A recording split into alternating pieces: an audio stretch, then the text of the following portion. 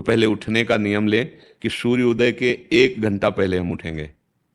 देखो हमारी प्रार्थना मानना। तो इस समय सूर्योदय कई बजे होता है? लगभग 6 बजे 6:30 बजे। 6।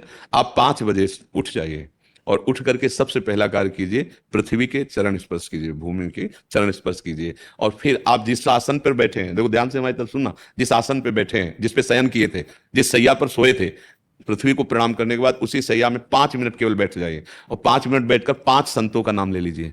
जैसे हम लोग श्री स्वामी हरिदास जी की जय, हरिवंश महाप्रभु की जय, हरिराम व्यास जी की जय, नागरीदास जी की जय, श्री ध्रुवदास जी की जय, 5 संतों के नाम याद कर लीजिए। इसके बाद नीचे उतरिए और पहले जो अपने माता पिता, अगर वो शयन कर रहे हैं तो कोई बात नहीं है, अगर वो शयन नहीं कर रहे हैं तो पहले जाकर माथा रखकर उनको प्रणाम कीजिए। इसके बाद आधा लीटर या पौन लीटर जितना आप जल पी सकते हैं, उस जल को आप हल्का सा गर्म करवाइए अपने माता पिता से, जो भी आपकी सेवा में हो, या अगर आप स्वयं कर सकते हो तो स्वयं हल्का सा। अगर 500 ग्राम पी जाए तो और अच्छी बात है, और इससे ज्यादा पी जाए तो अच्छी बात है। वज्रासन में बैठना आता है?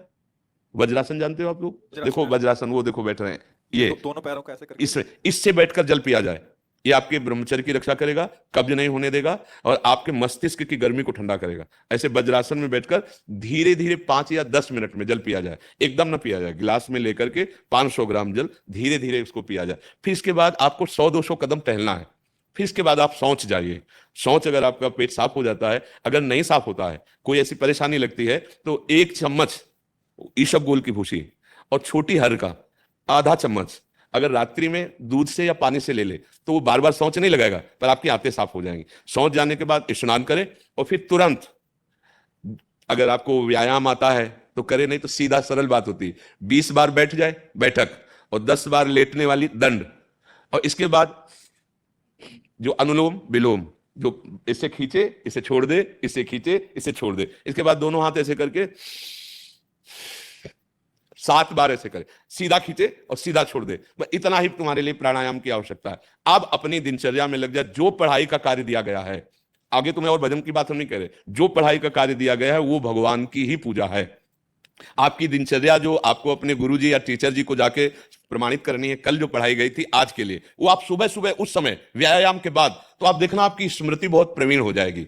अच्छा, ये आपकी प्रातःकालीन दिनचर्या है। जब आप अपने गुरुदेव के पास स्कूल जाएं, तो हमें आजकल का तो अब पता नहीं, पर हम लोग जब जाते थे तो अपने गुरुजी को प्रणाम करते थे। तो जो स्कूल में आपको पढ़ाई पढ़ा रहे हैं वो तो बात है, अब आपको जो हम खास बात बताना चाहते हैं वो कि देखो अभी छोटे छोटे बच्चे हो, बच्चों में कुछ बच्चे ऐसे गंदे बच्चे होते हैं जिनके गंदी बातें दिमाग में आ जाती हैं और गंदी बातें वो करने लगते हैं आचरण में। आप लोग इतना तो जानते ही होंगे कि गंदी बातें किसे कहते हैं।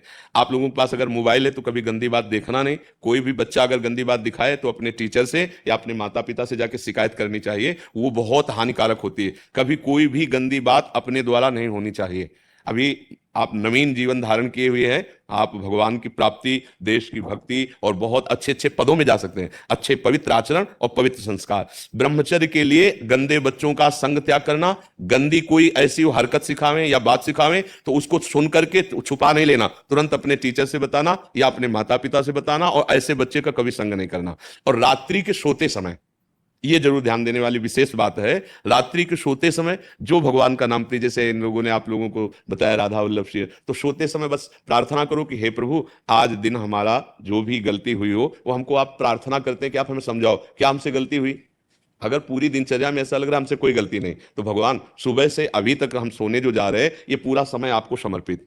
अब देखना इसका फल देखना, एक तपस्वी की तपस्या का जो फल होता है ना, उसका ये फल मिलेगा। और सोते समय बस राधा वल्लभ श्री हरिवंश, राधा वल्लभ श्री हरिवंश, इधर उधर ना सोचते हुए, ना मोबाइल देखते हुए, ना कोई गंदी बात मन में, और चुपचाप सो जाइए। और जब फिर सुबह उठे तो फिर ऐसी दिनचर्या। और पढ़ाई, इस समय तुम्हारा भजन है।